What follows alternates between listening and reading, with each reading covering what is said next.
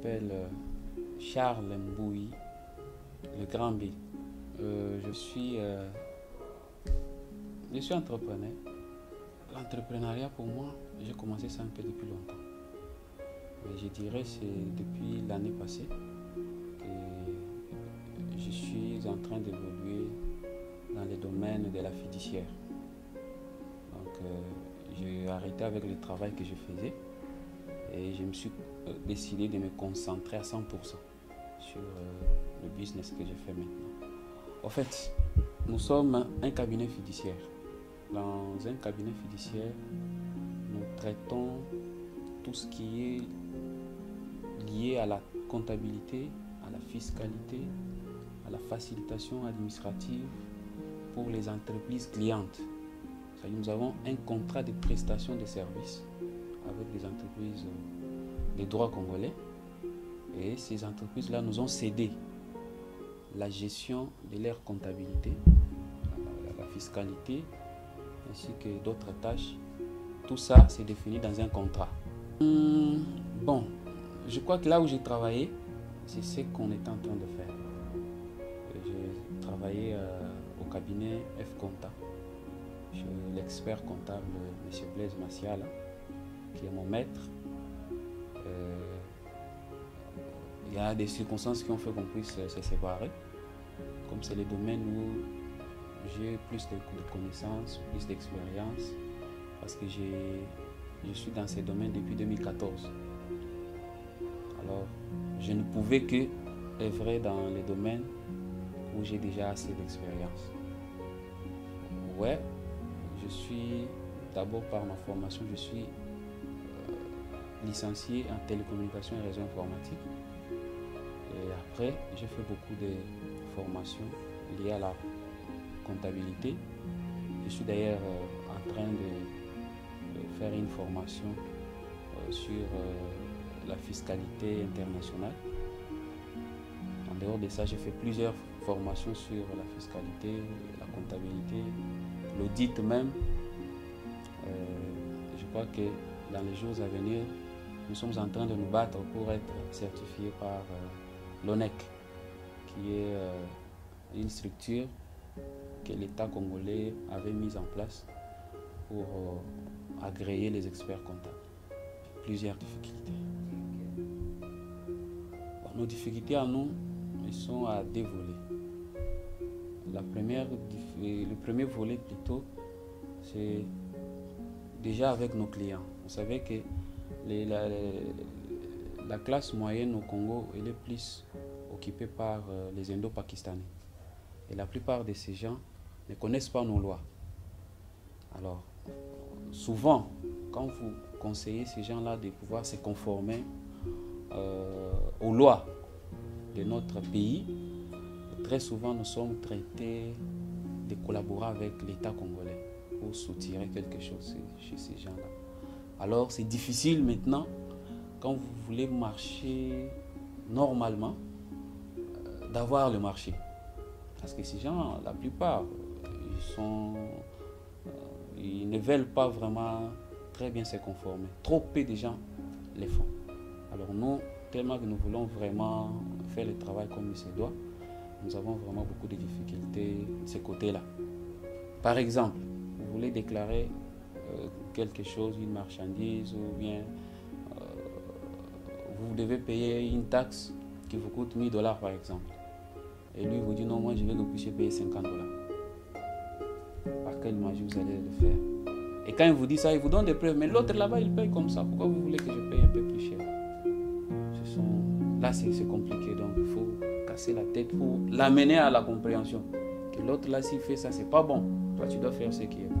Et trop peu de gens comprennent ça. Ça, c'est le premier volet. Le deuxième volet, c'est avec l'État congolais. Nous vivons dans un pays où nous ne savons pas, les agents de l'État eux-mêmes ne savent pas qui fait quoi. Les agents de l'État sont des généralistes. Vous voyez quelqu'un qui est de l'économie, il vient, il commence à contrôler les taxes, les impôts qui sont dus au ministère des Finances. Vous voyez quelqu'un de l'environnement, il entre dans la sécurité. Vous voyez quelqu'un qui est à l'économie, il vient, il commence à faire le travail de la migration. Et très souvent, vous voyez la police judiciaire qui vient là, au lieu de contrôler les documents, lui il arrête quelqu'un, il s'en va avec. Et quand vous allez suivre, souvent ça crée des conflits avec les gens, ça crée trop de problèmes. Surtout avec les agents de l'État. Et nous-mêmes maintenant aussi en tant qu'entrepreneurs, vous savez que vous devez faire ce travail, c'est ce qui nous nourrit, ce qui nous prend en charge. Alors, c'est pas vraiment facile. C'est tellement stressant parce que vous vivez dans un monde des incompréhensions. Et avec l'État et avec les clients. Sans tenir compte des travailleurs qui sont là. C'est vraiment compliqué. C'est difficile. Tout travail qui n'a pas d'avantage ne mérite pas être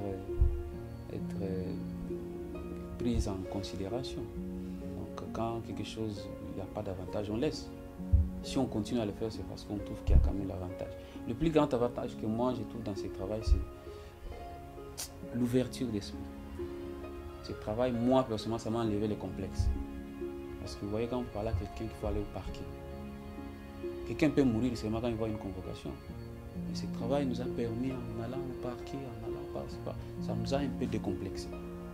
De sorte qu'on peut se retrouver n'importe où et on saura par où entrer, par où sortir. Vous voyez, ça c'est le plus grand avantage que moi j'ai trouvé dans ce travail. Nous arrivons quand même à conseiller nos clients. Parce que nos clients, quand ils arrivent au Congo, ils savent que le Congo, c'est compliqué. Alors, très souvent, nous avons des difficultés liées à la lenteur. C'est comme maintenant, là, je suis en train de préparer un conteneur pour exporter. Alors, ça fait plus de, je dirais, 24 jours que j'attends les documents, les rapports qui doivent être livrés par l'OCC. Vous voyez, indépendamment de ma volonté. Et le client fait pression, surtout que le client n'est pas au pays. Il est chez eux, il fait pression, il faut que mon conteneur quitte, mais ça va quitter comment? Ça ne dépend pas de moi. Vous voyez, ce sont des difficultés comme ça. On arrive quand même à faire comprendre les clients que notre système, notre pays est en reconstruction, comme le chef de l'État l'avait dit. Il y a beaucoup de choses qui sont en train d'être déboulonnées petit à petit. Quand même, il y a un petit changement jusqu'ici. Nous espérons que ça va aller. Et les clients aussi comprennent. Parce qu'ils savent que c'est comme ça. Bon, le conseil que moi je peux donner aux entrepreneurs comme moi, l'entrepreneuriat c'est un monde qui demande beaucoup de courage, beaucoup de détermination et surtout placer Dieu au centre de toutes choses. Parce que certains marchés, certains combats, nous ne les gagnons pas par notre savoir-faire. Mais si souvent c'est Dieu qui gagne ça pour nous. Parce que déjà quand vous quittez la maison, vous venez au travail, vous êtes en train d'accomplir une écriture qui dit que celui qui ne travaille pas, ne mange pas non plus. Alors, si vous êtes sincère, vous êtes droit et que vous mettez Dieu au centre de votre entreprise, je crois que le reste, je n'ai pas le temps de vous dire non, il y a beaucoup de livres là-dessus, vous lisez, vous connaissez les difficultés, non et vous, nous les voyons. Mais moi, mon expérience c'est que j'arrive à vaincre beaucoup de choses par la foi que j'ai en Dieu. Et je conseille à beaucoup d'entrepreneurs aussi cette foi-là, cette sincérité dans le travail. Je crois que nous pouvons, demain après demain, créer cette classe d'opérateurs économiques qui fera ce qu'il y ait des millionnaires congolais comme le chef de l'État est en train de les prôner. Vous savez que, je vais dire ça, ici au Congo, on sait que pour créer une entreprise, il faut avoir des milliards. Beaucoup de gens ne savent pas par où commencer. Parce que même si vous allez au guichet unique, on va toujours vous embrouiller. Parce que les Congolais, dans son système de fonctionnement, il aime toujours rendre tout difficile, rendre tout compliqué. Il aime toujours effrayer quelqu'un. Vous avez un problème, vous voulez créer une entreprise. Vous voulez exporter une marchandise de la RDC vers un autre pays. Vous voulez importer la marchandise. Vous voulez dédouaner.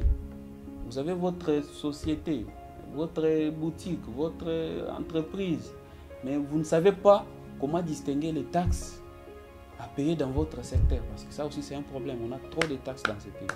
Quand vous êtes ignorant, vous ne pouvez pas savoir ça je dois payer, ça je ne dois pas payer. Venez chez nous, nous allons quand même vous montrer, voilà, ça dans votre secteur vous ne devez pas payer, ça vous devez payer. Nous allons vous conseiller au fait comment est-ce que vous pouvez entreprendre dans ces pays sans avoir de difficultés. Parce qu'il y a des gens qui vous disent, non, la DGI va venir, la DGLK va venir. Oui, la DGI vient lorsque tu es sous-informé. Et quand tu as une bonne information, je pense que tu prendras des précautions pour t'éviter des problèmes avec l'État. Tout celui qui a des problèmes comme ça, vous n'arrivez pas à comprendre qu'est-ce qu'il faut faire, vous avez une idée que vous ne savez pas comment est-ce que vous pouvez canaliser, nous sommes là, nos portes sont grandement ouvertes, nous vous attendons. Et je pense que vous ne serez pas déçus partant des conseils que nous allons vous donner.